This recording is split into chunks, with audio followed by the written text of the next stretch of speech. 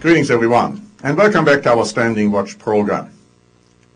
Israel has lost its war against Hamas in the Gaza Strip. Now that is at least the evaluation and the assessment of many commentators and commentaries and news agencies around the world. Let me read to you from Welt Online, an article which was published January 18. It says, Israel's leading newspapers put pictures of victorious Israeli troops on their front pages on Sunday, but behind the banner headlines, some commentators wondered whether the conflict had not worsened the prospects for peace with Gaza. This war was a just war, wrote one leading commentator, but this was not a wise war. This war presumes to change the situation. But the situation, regrettably, will change only for the worse. Now, this is notwithstanding that President Obama announced today that he will send a special envoy to the Middle East, George Mitchell, the former U.S. ambassador to the UN, trying to bring about and broker a peace contract, a peace agreement. But Mr. Mitchell already said that the prospects are rather slim, if not impossible. I can tell you right now, my friends, that's not what's going to happen. But let's first of all continue reading from some of the magazines and articles. Here's one from the German magazine Süddeutsche Zeitung, dated January 19, saying, "What has Israel's offensive actually achieved?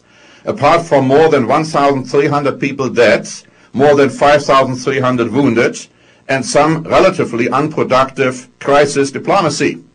Israeli Prime Minister Ehud Olmert announced that the aim of the offensive has been achieved, but so far he still hasn't spelled out what the objective of the war against Hamas actually was." And then there are some, as we will see in a moment, who are trying to do it for him. It says a majority of the 1.5 million people in the Gaza Strip see Israel as being responsible for the devastation and destruction. Israel's supposed victory, which Olmert talks of, is in reality a defeat. The campaign has sown hatred and anger and brought Israel only insecurity in return. Der Spiegel Online published an article on January 20 entitled, "Hooray, we lost." And then they say 1,300 dead, that screams to the heavens. That is not an issue of proportionality. A pile of corpses like that is a nightmare, a catastrophe. That is a down payment on the apocalypse. And then listen to this article by the Jewish paper Haaretz, which was published on January 22, entitled, "Gaza War, Utter Failure for Israel." And that's what the article said. "On the morrow of the return of the last Israeli soldier from Gaza, we can determine with certainty that they had all gone out there in vain. This war ended in utter failure for Israel. This goes beyond the profound moral failure, which is a grave matter in itself, but pertains to its inability to reach its stated goals. We have nothing in this war. We have gained nothing in this war, save hundreds of graves." And then they go out to explain what the stated and unstated goals actually were. It says the initial objective of the war was to put an end to the firing of Qassam rockets. They say that didn't happen. Secondly, the second war's objective, the prevention of smuggling, was not met either. Thirdly, Israel's ability to achieve its third objective is also dubious. The deterrence we supposedly achieved in the Second Lebanon War has not had the slightest effect on Hamas, and the one supposedly achieved now isn't working any better.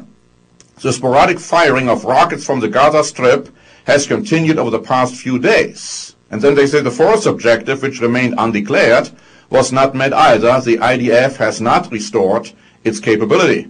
We have not weakened Hamas. The vast majority of its combatants were not harmed, and popular support for the organization has in fact increased. When it comes to assessing Israel's international situation, the article goes on to say, we must not allow ourselves to be fooled by the support parade of Europe's leaders. The conclusion is that Israel is a violent and dangerous country, devoid of all restraints and blatantly ignoring the resolutions of the United Nations Security Council while not giving a hoot about international law. Now that sounds pretty similar to what the world declared when they looked at the United States of America after we started the war against Iraq. And look at the reputation we have gained during that war. Now, some have said, well, all of this has changed now because there are certain Arab nations, amongst them Syria and Egypt, but excluding Iran, who are trying to come together now to work on a united front. But listen to what that united front might be against. It says here in the New York Times, dated January 19, that leaders from Syria, Saudi Arabia, Qatar, Jordan, and Egypt met privately, apparently seeking to present a united front. But notice, Syria called for declaring Israel a terrorist state. So it appears like the united front is still against Israel. It might indirectly also be a competition towards Iran, at least that's what they may have in mind, but it's still against Israel. The same week when this happened, Der Spiegel Online published an interview with Mr. Sadat, the president of Syria, and notice what he had to say. We do not recognize Israel, and Israel is still our enemy. It occupies part of our country, the Golan Heights. It goes on to say that Hamas today must be part of any peace agreement, something which Israel at this point is not prepared to allow. And then he says Hamas will not disappear. Hamas has the trust of the people, and anyone who wishes to destroy it must destroy an entire people.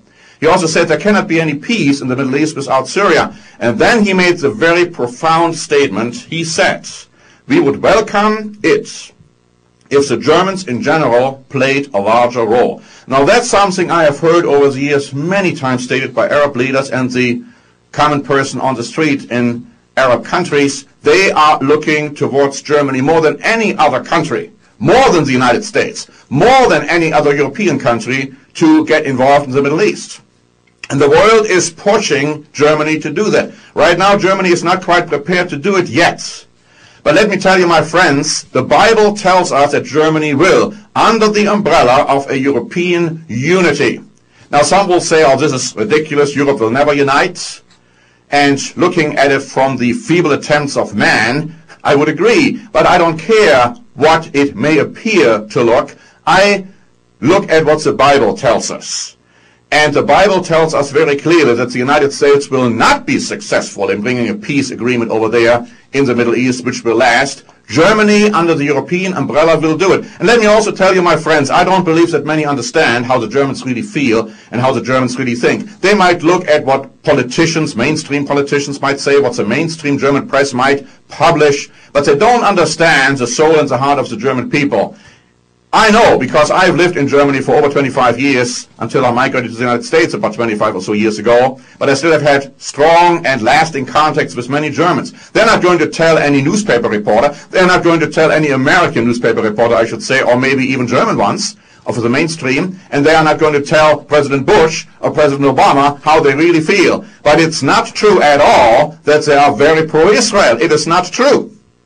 And Germany ultimately will show its true colors, but then it's not going to be very peaceful in the long run either. I dare to say that President Bush never understood how the heart and the soul of the Germans really was, and I don't think President Obama understands it either.